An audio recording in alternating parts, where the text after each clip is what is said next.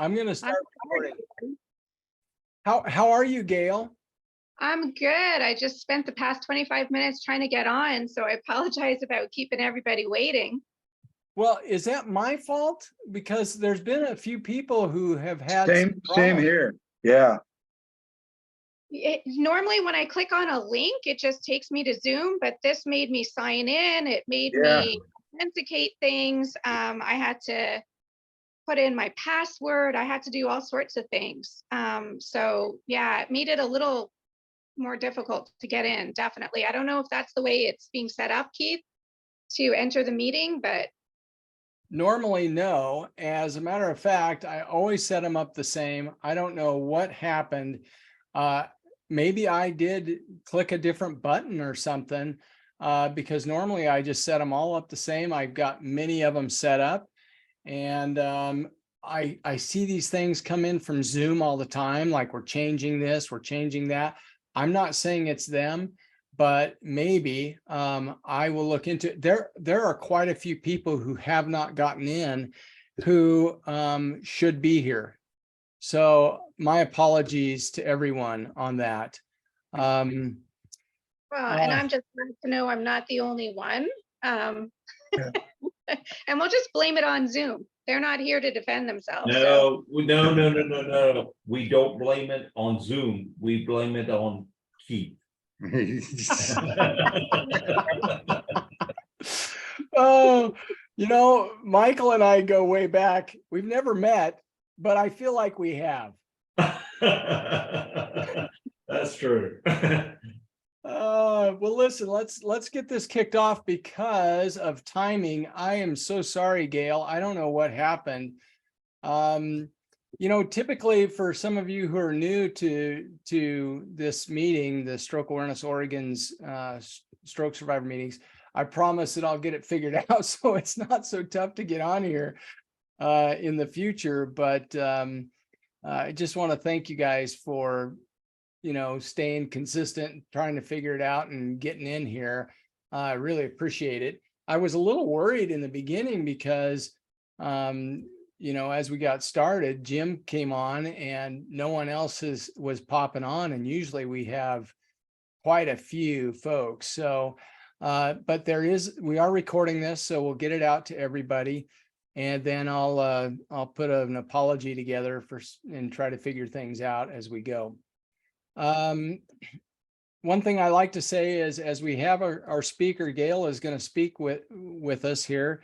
And one thing I like to do is remind everybody to raise your hand if you have a question or do something so that we don't always interrupt one another. That can happen in a meeting like this. And so we try to just ask you to raise your hand. And then I also like to keep it to where it's 3, sometimes up to 5 minutes long, that you can talk about different things that you might want to say. Michael? Well, I think it's important that we keep this meeting off with Gail telling us what concert she went to. Yeah, so Gail, you missed it. We in the event of gaining some time, Michael had the idea of what was your first concert ever. So I guess you're on the spot now. Oh my God, I love it. So, and I have a distinct recollection of this, and you'll understand why when I tell you who I first saw. I saw the Village People as my first. That's a good one. That does give me some sense of a vision, Gail. Yes, I mean, that definitely stands out for sure. Yeah. Oh, that's pretty good. Well, Michael, we appreciate you getting that started for us as well. So that helped out. So I'm going to get right into it. Gail Flanz is a stroke coordinator with, is it Bethesda? Yep. Bethesda Hospital in South Florida. She was introduced to us by Michelle up there. And Michelle had been to a meeting or two of hers and loved her and loved the stuff that she had to share. And then Gail and I have communicated back and forth a few times. And she recently went to is it the stroke coordinator? No, International Stroke Conference. That was it. Exactly. Yes. And she's going to share some things about that with us. And we just want to say welcome, Gail. And it's pretty low key, as you can tell, but we just love to hear from you, and off we go. Thank you, Keith. And hi, everybody. Good afternoon. Thanks so much for having me on.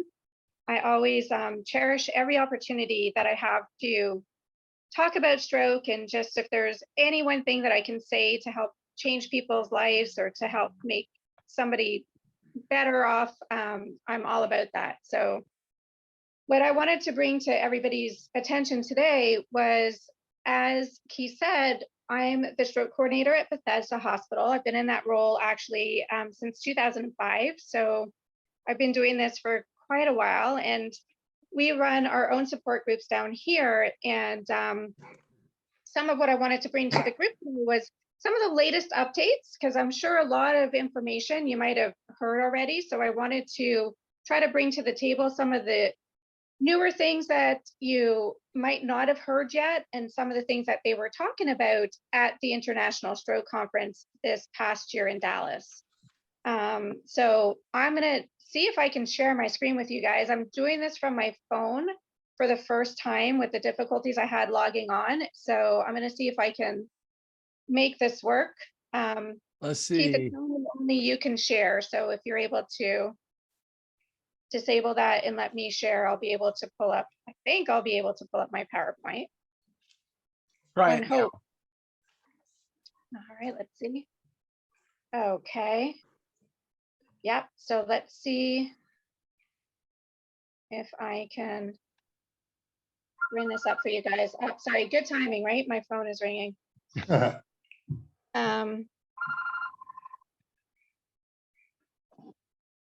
that's not it. Let me see.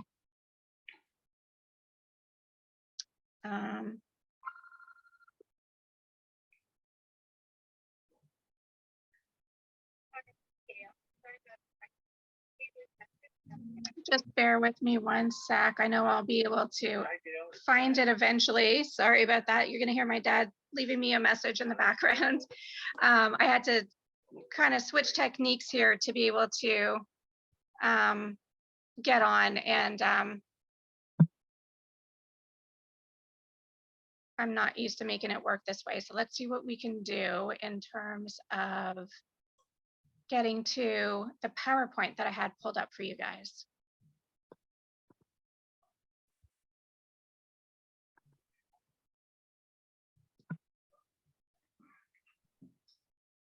Let's see if we can do it this way.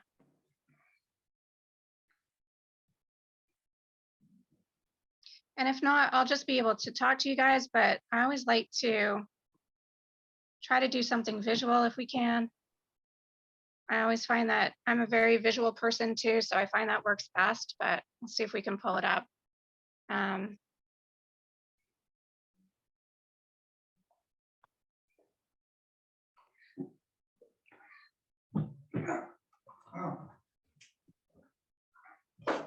Okay, do you guys see it up there now? Do you see the stroke update 2023? No, Oh, you don't see it? no. Okay, sorry, bear with me. Let me see what I can do here to try to get that to you guys.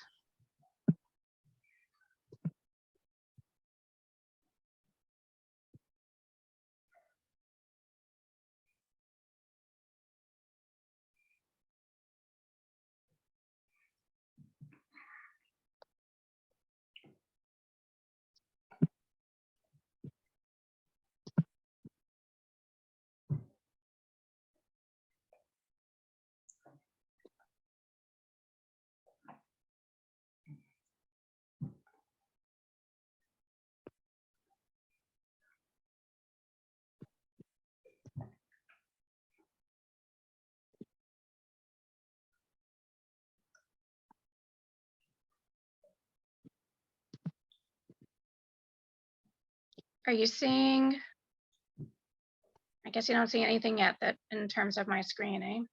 It's, No. okay. All right, I know we can make this work.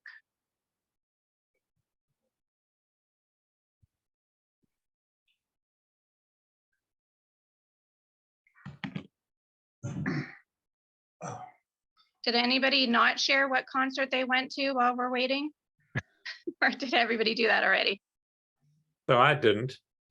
And the reason is the rules were not to talk about stroke. And I actually can't really do that in answer that question, because before my stroke, I really didn't enjoy listening to music a lot. So I actually never went to a concert in my entire life. Wow. And one of the really strange effects of my stroke is that I now enjoy listening to music a lot more. My first concert in that sense was like just about a year ago. I went to see it was actually the Des Moines Symphony Orchestra with a band playing the music of Queen. Oh, Oh, good. cool. Really, yeah. Very Music is healing. It's healing. Yes. maybe, Yeah. yeah. Yeah. Mark, how old were you when you had your stroke? I was 53. Yeah. Yeah. Now, have you been in the States the whole time? No, I came to the States 1991. Okay. 1990.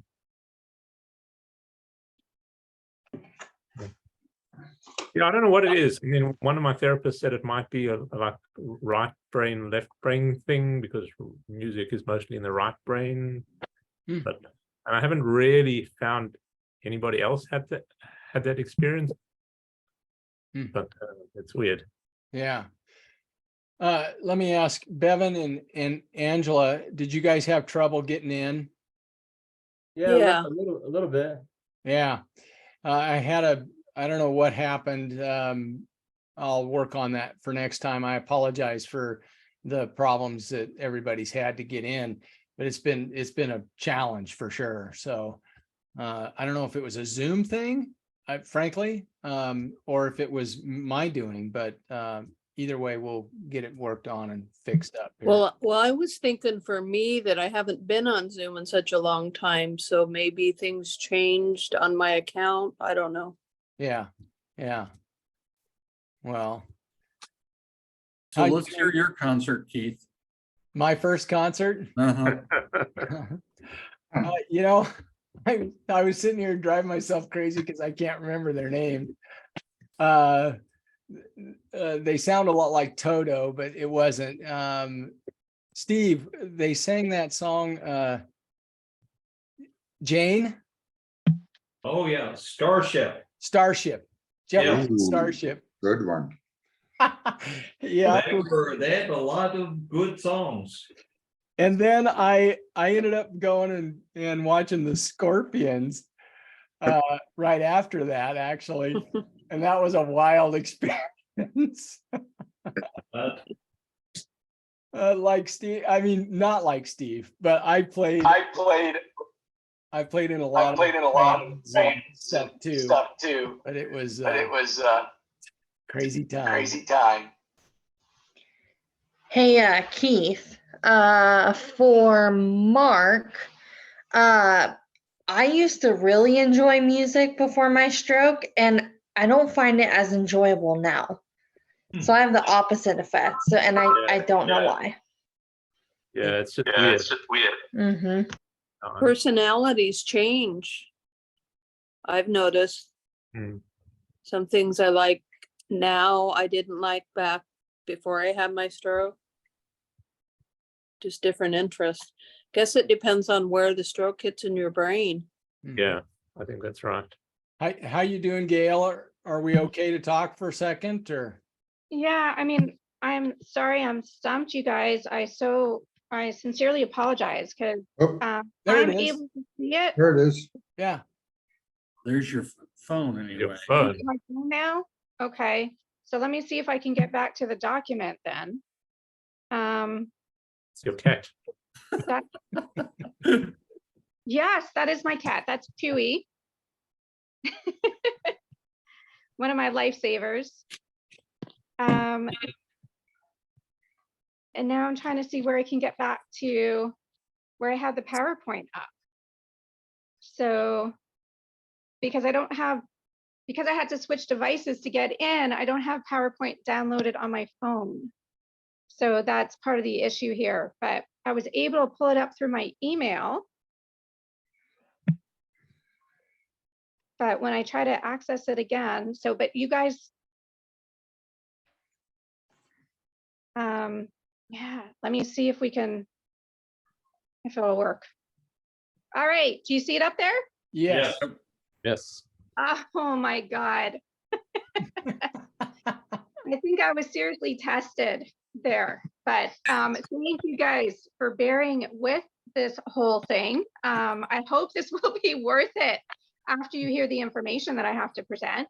But thank you so much for your patience and for bearing with me. So with that said, because we're already halfway through your meeting, I won't waste any further time, but just for anybody that might have been new logging in, I'm going to present information that I thought would be worthwhile to you guys from a community perspective, from the International Stroke Conference, which is a big deal in the stroke world. Everybody from different countries and all over the place are there attending the latest and greatest new information with stroke.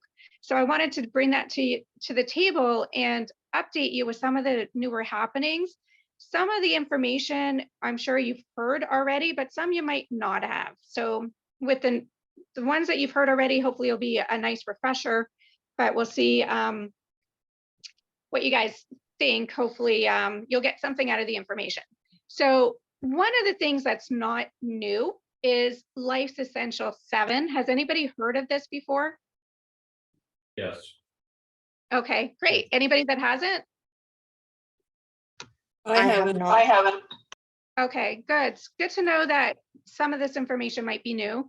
So the Life's Essential 7, what that is, are essential things that everybody should be doing, especially after a stroke, but in any day, regular activities, everyday living, to make sure that you have these specific things in mind to lead a healthy lifestyle. So you hear all the time people talk about blood pressure. You want your blood pressure to be less than 120 over 80. I preface this, by the way, with saying this is all general information. Some people might be okay at a lower blood pressure versus higher. You want to check with your doctor about anything specifically related to you. But in general, the target blood pressure that they're looking at is 120 over 80. Anything that starts creeping up, especially over 130, can be considered problematic and something that you want to get checked out. So you want to know what your blood pressure is, and you want to make sure that it's something that you pay attention to, because all these things could play a part when you're talking about increasing the risk of stroke, increasing the risk of heart attack, mortality, that type of thing. When you're talking about cholesterol, so the number there is for the total cholesterol. You want your total cholesterol to be less than 200. In the stroke world, what we look at a lot, and what a lot of people might not be familiar with, is the LDL. So your lower density lipids. You have your HDL and your LDL. You've heard maybe the term good cholesterol and bad cholesterol. The LDL is the bad cholesterol. So you want that to be lower. And what you're looking at is not just the total cholesterol to be less than 200, but you want your LDL to be less than 70 if you have any cardiovascular risk factors. So if you've had a stroke, if you've had a heart attack, anything like that, especially, you want your LDL to be below 70. And that's something that a lot of people don't necessarily pay attention to. They just look at the overall number.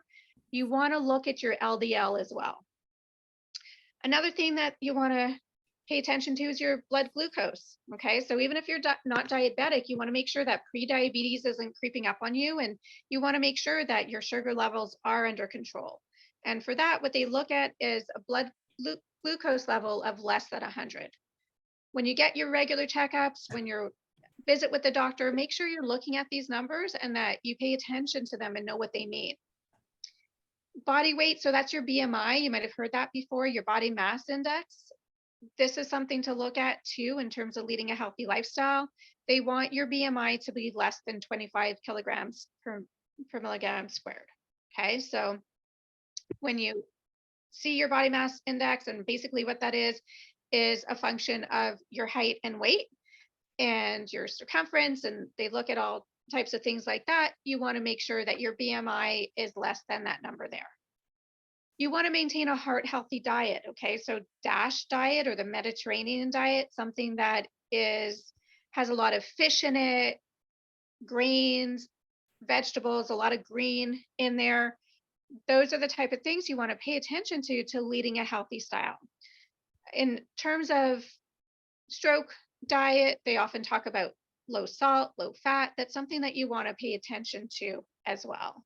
All right, you want to make sure that you're not adding a lot of salt to your food, that if you have a piece of chicken, for instance, you don't eat the skin. You don't want that fatty type of component to be in there. You want to modify what you eat. You don't have to cut it out altogether, but just watch what you do in a normal intake and on a regular basis, everything in moderation.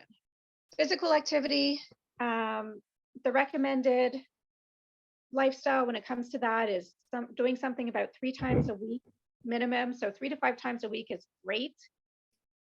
A minimum of half an hour a day, and something that's going to get your heart rate up.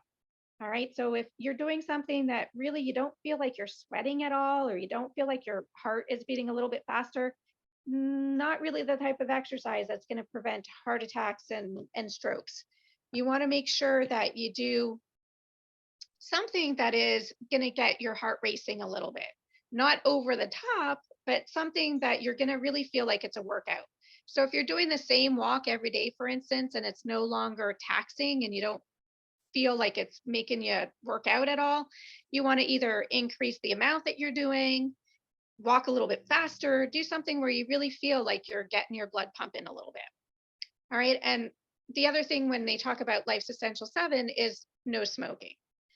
It's never too late to quit, by the way. So there's a lot of people I know out there that think, oh, I've already smoked for 50 years. If I continue for another few years, it's not going to do any damage. It really does. And it's never too late to stop. They've seen studies of people who have smoked for many, many years of their lives, and they stop smoking, and you can see 3 months later, 6 months later, a year later, the difference in their lungs. So it really does make a difference even later on in life. You want to try to get rid of any habits like that are going to put you more at risk. So that's Life's Essential 7. What was new at the stroke conference is they introduced an 8th element to this.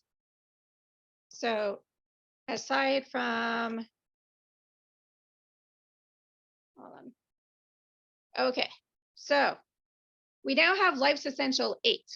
So can anybody guess, what do they think that component that's so important to prevent strokes, heart attacks, any type of cardiovascular event like that?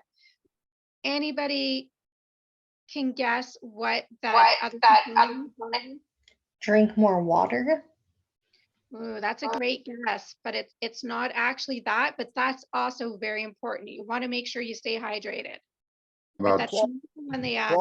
Quality sleep. Very good. Who said that? Jim Patterson. Very good, Jim. Did you know that beforehand or did you guess? I did it as a result of my life experience. All right. So you had an experience where you looked into it, or you needed to get more sleep? Well, I realized after going through sleep study, that was one of the issues I had that led to my stroke. Yeah. So very, very important. So thank you, Jim, for sharing that. So as Jim said, Life's Essential 8, the last component that got added now is sleep. It's very important to get a good night's rest. And what they're finding is that it's equally as important as the things I just mentioned. So when you talk about high blood pressure, you talk about cholesterol, you talk about glucose, all those things that you often see associated with a stroke, and that is really things that they want you to control. They also want you to get enough sleep so that you can prevent a stroke or heart attack or anything like that from happening. So what's the recommended amount? Anybody have any idea on that? Is it over 7? Exactly. 7 seems to be the magic number. So for some people, the more sleep they get, the better. They do say too, if you're like me and you don't get a lot of sleep necessarily during the week, but you binge sleep over the weekend, that you can catch up on your sleep during the weekend too. So that does help. Getting regular amounts of sleep every night is more beneficial, of course, but if you do also catch up over the weekend and spend more time sleeping, the total amount of sleep that you get per week is also beneficial, and not just every night. So you can catch up on your sleep a little bit. So I wanted to mention that to make sure that people knew, because we often, don't take care of ourselves properly, and we often put off things and make sure that we want to get everything done and pack so many things into a day. You definitely do want to make sure that you get enough sleep. That's why they say that newborns sleep so much. It's a restorative type of process. They're processing everything that they are integrating into their minds. It has a lot of healing powers and a lot of restorative powers. So you want to make sure you do get enough sleep. So blood pressure. This is really important. I mentioned this as part of Life's Essential 7 is one of the main things that they talked about. And what I want to make sure that I mention is I see often that blood pressure is not checked properly.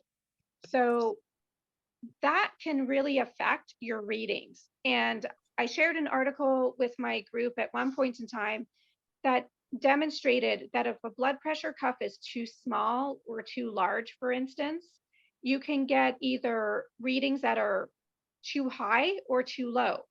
So if the readings came back and they were lower than what they really should be, people weren't being treated appropriately because the doctor felt their blood pressure was normal when in fact it wasn't. Or people might have an erroneously high reading where they were placed on blood pressure medicine when they didn't need to be. And it was all related to the blood pressure size of the cuff. So something to consider and something to make sure too, not just the cuff, but when you're getting your blood pressure checked. So I don't know if any of you have your own blood pressure machines at home. I know with the groups that I deal with, several people have been told by their doctors that they want them to check their blood pressures regularly. You want to make sure you're checking it correctly, either at home or when a doctor is checking it, because trust me, I've seen a lot of offices that just don't spend the time sometimes to make sure that it's done correctly. So what we're looking out for, okay, before you get your blood pressure checked, you shouldn't be doing any type of strenuous activity about 30 minutes beforehand. So you want to make sure that you get there within enough time. You're not stressing to get there. You're not rushing to the doctor's office. Anything like that is going to elevate your blood pressure. You don't want to, if you are a smoker, which I strongly recommend that you shouldn't be, but in case you are, you want to make sure you're not smoking prior to getting your blood pressure checked. That will affect your reading. Also caffeine. So if you have a coffee beforehand, if you have an early morning appointment and you have a shot of Joe to wake you up in the morning, that's going to affect your reading. So you want to pay attention to that and make sure that you're not doing those type of things beforehand. Okay. And no exercise, like I mentioned, nothing strenuous beforehand. So don't run up the stairs, and then go get your blood pressure checked. So you want to be able to sit still for at least 5 minutes before you get any type of reading like that. All right, and let's see.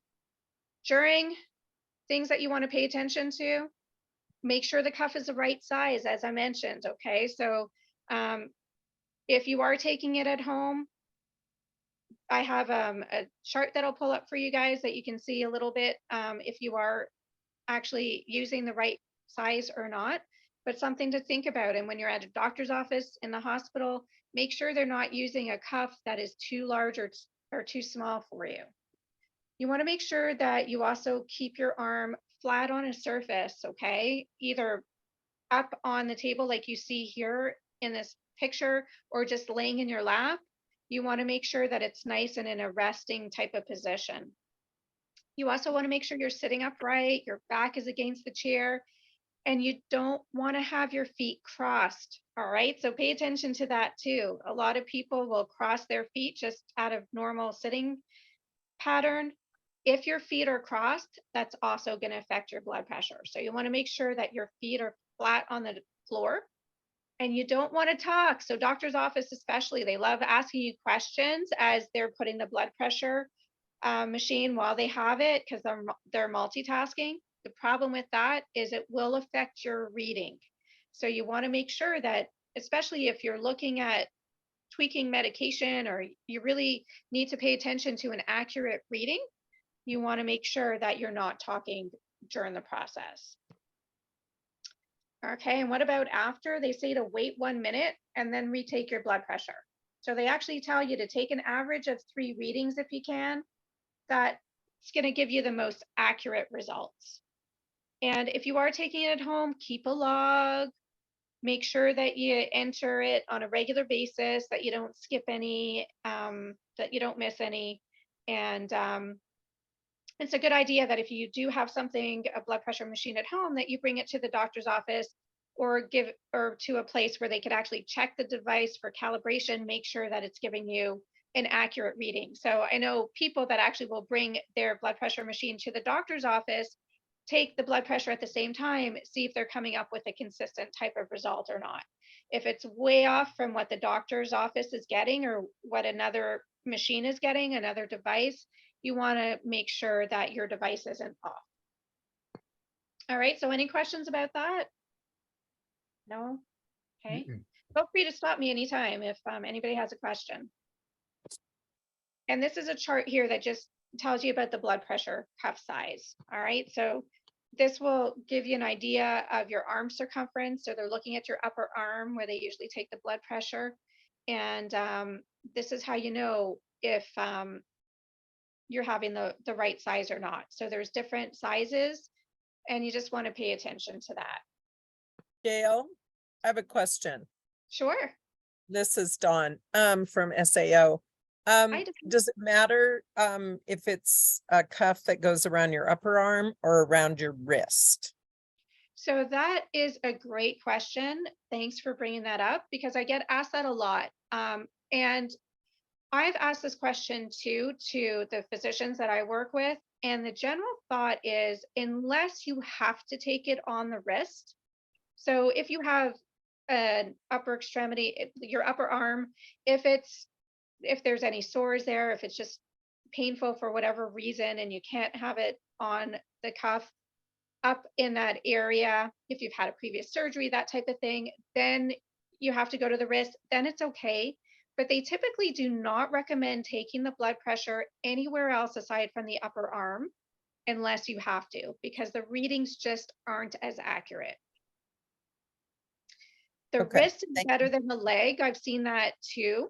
But typically something that you want to stay away from if you can avoid it. And often using the proper cuff size will let you take it in the upper arm. Okay, thank you. Sure. Thanks for the question, Dawn. So these are just a couple of new stats. And I'm not going to really spend much time on these, but I did want to point out that when I started giving these talks back in 2005, stroke was actually the 3rd leading cause of death at that point in time, behind things, cardiovascular disease and cancer, that type of thing. It's now the 5th leading cause of death. So we've done a better job at mortality, decreasing mortality, but it's still the number one in terms of disability. Yeah. So even though we've done a better job at preventing deaths, it's still the number one cause of disability there. And when you look at how many strokes happen, a stroke happens every 3 minutes and 17 seconds in the United States. Very, very, very frequently. And they recommend, now that we talked about the Life's Essential 8, screening for sleep. So for people that might snore, especially if they couldn't find a cause for your stroke, they have recently shown that sleep apnea is a contributing factor to causing strokes. So something to pay attention to as well, and something that you might want to investigate if you do snore and you find that you're not getting a lot of sleep, you're being woken up a lot during your sleep and you feel tired every morning and there's no known reason for it. It's possible that you have sleep apnea. You want to definitely get that checked out. And the other thing they mention is My Life Check. So there's websites like the American Heart Association has like this, that gives you a forum to actually go online and be able to enter information about your blood pressure, your glucose, your exercise level, that type of thing. And then what it does is it actually gives you a score. So this is mine. I got 85.6, one of the highest grades I've ever gotten. It's all to say that I was also kind of skeptical about going in and doing something like this. I knew that somebody from another support group that I run that didn't like the idea of entering their information on anything online. The thing that I like about this is it is from the American Heart Association. So you know that it's going to be more secure. You know that they're not going to be selling your information to anybody. It's purely meant to try to improve people's lifestyle. And what I found was, even being skeptical, I found it really helped. So after, and I'm a professional, right? I talk about this all the time. I figured, what can you teach me that I don't know? But when you look at yourself, it's very different. So it really brought home to me the fact I knew I wasn't getting a ton of sleep during the week. I was staying up late to get stuff done. But when you really enter it into a program like this, it really does bring home the fact of how little sleep you might be getting, or you're not eating as many green vegetables as you think you are.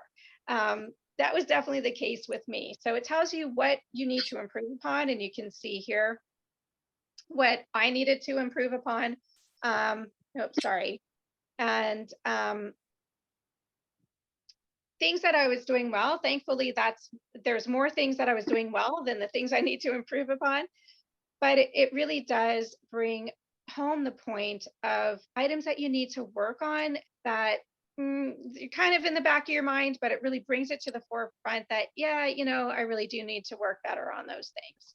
So something I would definitely recommend. And then the nice thing about it is, one of the things on mine was I need to eat better. I definitely know that. I would eat at McDonald's every day if I could. Big fan of their fries and the secret sauce. I would eat there every day if it wasn't so bad for me. I know I need to change some of my eating habits, but it gives you a really nice outline here of those things you need to improve. You just click on it and it gives you a nice little blurb of things that you can do to improve. In terms of cardiovascular risks, they said that it starts even in your 30s. So it's never too early to start thinking about this and making some lifestyle changes, because what you do younger definitely does affect you as you get older. Don't forget your vitamins. So this is something too. There's an article that I presented to our support group as well that talked about the importance of vitamin D. So they actually have linked vitamin D deficiency to ischemic stroke risk. So that's something to really be mindful of, and not just say, it's all hogwash, something that you want to pay attention to. And I know we're running out of time, so I wanted to just mention COVID-19 and stroke was something I get asked a lot about. The link there is they think a coagulable state, but they're not really 100% sure about that. But they tend to see that a lot more in younger patients. They found without any risk factors. But they did find that if you fell into these categories here, that you were more at risk of having COVID and a stroke. And then they did find, by the way, I thought this was noteworthy, that vaccines did decrease the risk of COVID. And they also found that it decreased the risk of stroke as well. So I thought that was very interesting. And then lastly, Be the Beat was just an initiative that they talked about that gets you to, and you guys seem like you're very music oriented. I love that. I think there's a place for music in everything. And what they have here is they want to make sure that at least one person in every household is knowledgeable in CPR. And what they started to do was put things online, songs that actually replicate the rhythm that you need to go to. So I think Staying Alive was one of them, from the Bee Gees, that type of thing. The Shakira's Hips Don't Lie, I think, was on there. A lot of different songs like that, to know that you're going to the beat and the proper rhythm. But what they were recommending was to make sure that at least one person in your household knows CPR, so that they can share it with everybody, and God forbid anything happens, you'd have somebody there to be able to perform that. So with that, I don't know if you guys are very strict at closing at 7, but I can definitely stay on if there's any other questions. What I would say, Gail, is let's open it up to questions. I feel bad. I'll take responsibility of it. Our meetings are typically not so elongated. We usually start right on time and we get after it, and we're happy to do that. So what you're doing here is great, though, and I would like to see if anybody has any questions. So can you get out of that screen, or and then we'll ask questions. I'm going to try, Keith. I will take partial responsibility too for definitely techie here. Stop share. All right. Oh, good job. All right. Woohoo. Michael. Yeah, this is being a little bit skeptical. They have shown that the number of stroke survivors the number of strokes per year since 2013 is 780,000. I found that so skeptical that every year it is 780,000 since, for the last 10 years. I don't know where they come up with that number, but I found it not too realistic. Maybe it is, but what do you think? So I do a lot of these community talks, and I mention often in some of them where we go on for longer and I present the stroke statistics. The number way back, and I can't remember exactly how far back that was, but it definitely several years ago, the number was in the 600,000. So it was, when I started giving talks like this, it was 600 and something thousand. And now it's up to, like you said, 785,000. I've even seen 795,000. So, and that's what they do. They update the stroke statistics typically every year, every couple of years, to make sure they're getting those latest numbers out. And if so I can, I've seen it move, and I've seen it increase, unfortunately. I'd like to make a comment on that too, Gail, if I can. So, the American Heart Association and all these places, and some of the, I think that was who you were quoting on there. There is a lot of redundancy, frankly, from my perspective. And so kind of going with what Michael's saying, the other thing is they say, 70% of all strokes are related to being obese or overweight or whatever. And I'm here to tell you that I have been doing this for years and I hardly ever get that. It's stroke is from all over the Gamut. yeah, I mean, it's all over the gambit and it can be anything.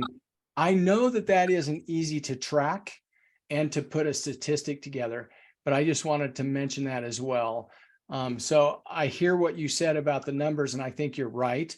I'm not arguing that, but I just think that it's something that we don't really have a good grip on yet. So, North Carolina, Virginia, Georgia, and South Carolina, those 4 states are considered the stroke belt. mhm.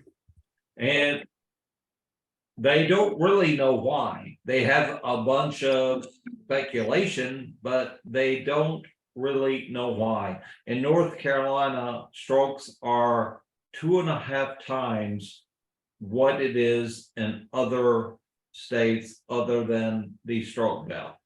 And I think that's interesting too. And anyway, I've been looking at these stats going back as far as 2013, and you pin a lot of people down, they will finally come and say, we don't really know. So I think it's interesting. Yeah. Yeah, and I applaud you actually for looking at those stats and for looking into some of that information because it's important. And you're absolutely right. There is a term for the stroke belt, and I live in Florida, and we're part of that, even though it's not as prevalent here in some of the other states that you mentioned.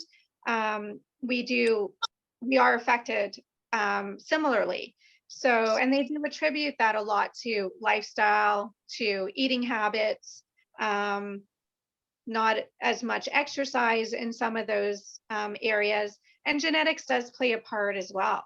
So that's a factor too. Angela, go ahead. Yes, first question is, Gail, are you from Canada?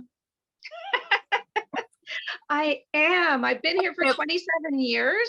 So I kept hearing in your voice, I'm going, is she from Canada? But I had a question about the conference. Who goes to the conference? Who's invited to go to the conference? Is it nurses and doctors or who? Yeah, so this is a conference for professionals. So it's typically doctors, stroke coordinators like myself, researchers, nurses, people that are therapists that are in the healthcare field and that actually are involved with treating patients. But they have discussed opening certain things up to the community. And they have not done so yet in this forum, but they do offer other things online through the American Stroke Association, where you can actually look at some of the articles that have been presented. And what they do is present synopsis on different days with some of the highlights. So even though if you can attend, you can still get some of that information as a layperson and be able to be privy to some of that information. So Gail.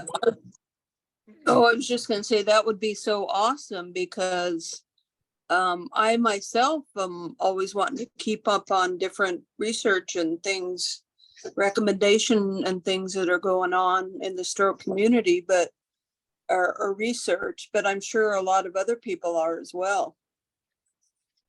Yeah, and that's a great thing to be able to be up to date on because things are constantly changing. They do so much related to stroke on a regular basis, and there's always some late breaking research that they have. So I definitely encourage you to go onto the American Stroke Association website and look for, you can even Google International Stroke Conference 2023 and look for some of the highlights. If you have any difficulty finding it, Keith has my contact information and he can certainly share it with you guys so that you can email me. That's the best way typically, so that I can forward you stuff more easily, and be able to send you links if you want any of that. And I'd be happy to share some of those type of articles and that type of information with anybody. Thank you, Gail. And Mark, you're coming up, buddy. And thank you for hanging out for a few extra minutes. We really appreciate you for that. I wanted to make one more comment, and I know you guys probably get sick of hearing from me, but so on some of these stroke coordination meetings, okay, and like the major stroke meeting that you had, personally, I believe that they need to invite some stroke survivors who are in the know, who know what's going on, who talk to stroke survivors and warriors out there, so that we can give them some of our input and they can hear our stories, so that they can glean from that and get better at what they do. And twice I've been asked not to join one that was here in Oregon. And I'm like, why are you not allowing somebody to come speak that had a stroke, that understands? But I just wanted to put that little nugget in your brain. That's so No, I that's agree. a great point, Keith. Go ahead, Gail. We attend, in my case, I have 10 different support groups, and I hear a lot of information and a lot of different type of functionality that stroke survivors go through. And when, no offense, Gail, when you hear professionals speak, they don't seem to be as knowledgeable as we are. Absolutely. And I can tell you everything that you all just said, excellent points. And in my hospital, we actually have a stroke survivor sit on our stroke leadership monthly meetings. So we have a community liaison for exactly the reasons you just mentioned. That's a great thing. It's too bad that you guys are in Oregon. Does anybody winter in Florida? Because we're actually looking for a new community liaison. It would be great to have one of you sit on our team. But that is something that we've had since our inception of being a stroke center back in 2005, because the people that actually put this together really did understand that. But you can't undermine the experience that you have and the knowledge that somebody who's been in this type of situation brings to the table, compared to somebody, as you mentioned, like myself, who has experience through other people, but has not experienced themselves. It really does change things. Real quick, I'm going to stop because Michael is out your way too. There's people that we know that are out your way. So we'll make sure that we put that out there. But before we do that, Mark had a question. I want to make sure Mark gets recognized. Thanks. Before I ask my question, just supporting the point you just made, Keith, I did go last year. Last year I went to an aphasia conference, not a stroke conference, but obviously strong overlap. And they did invite people with aphasia to the sessions and had them. They sort of made a session particularly highlighting the findings at the conference that the people in the local aphasia community really wanted to hear about. Cool. I thought it was really great. My question for Gail, so I've read in some places that the incidence of stroke in younger people might be increasing recently. Was that mentioned at all? Is that true? Do you know, whatever you know about that would be helpful. And you guys are a really smart group. I love the fact that you're looking at all this stuff and that you're aware of a lot of the latest things happening. So yes, they do talk about strokes in younger people on the rise. And they're not 100% sure. They're still looking at what the relationship is and why that might be happening. We've actually created in our hospital a young support group because we saw the need for it. Unfortunately, there are so many more younger people having strokes that we created a whole different support group for them as a result. They do talk about things like lifestyle, and you know, a lot of people automatically think, oh, a young stroke, they must have been on drugs, that type of thing. That's very rarely the case. It often can be linked to high blood pressure, high cholesterol, diabetes, not going to the doctor, not exercising well. I briefly mentioned the COVID link. So they did find that in younger patients, a link that when people had COVID, they also had a large vessel occlusion type of stroke.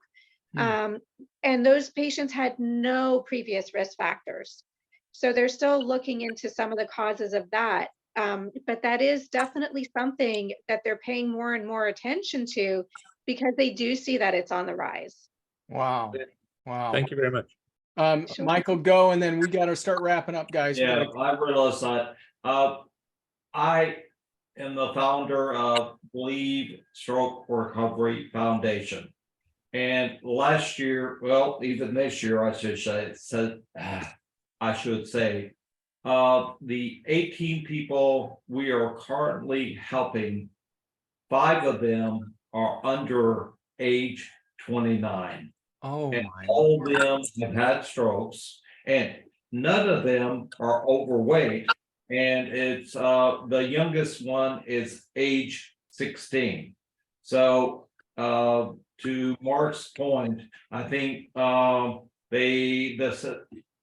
statistic is that 38% of all strokes are increased at age 35 and below. Yeah, and there's different reasons for that too. You can also get congenital malformations that sometimes don't manifest itself in their 20s and 30s, like a PFO, for instance, when there's the hole in your heart that's normally there doesn't close at birth, like a few months after birth, like it normally should. So there's different things like that we see in younger patients compared to older ones. Yeah. That put them more at risk. Well, I'm going to wrap this up, you guys, just because of timing. First of all, Gail, you know, thank you so much for putting up with all the problems we've had and staying with us. It means a lot. It means the world to us.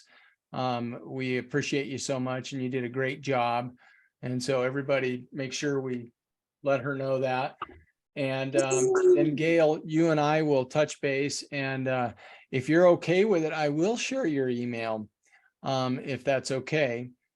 Yes, please do. Especially, I apologize again. I appreciate you guys bearing with me, working out all the technical difficulties, and you guys are such a great group. It's been a pleasure to be here, and I appreciate you setting this up, Keith. Thank you so much for that and for all that you do. And thank you. I'd be happy to answer any other questions if you guys have them. All right, one more quick thing. Are there any stroke anniversaries this month? June? No? Oh, John had a stroke anniversary. Yeah, you go, buddy. Well, because of time, we'll wrap up. I appreciate each and every one of you guys, and we appreciate Gail for coming on.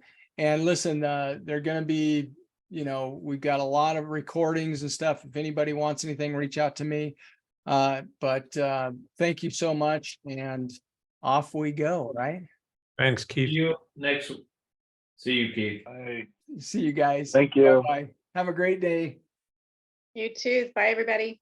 Bye-bye.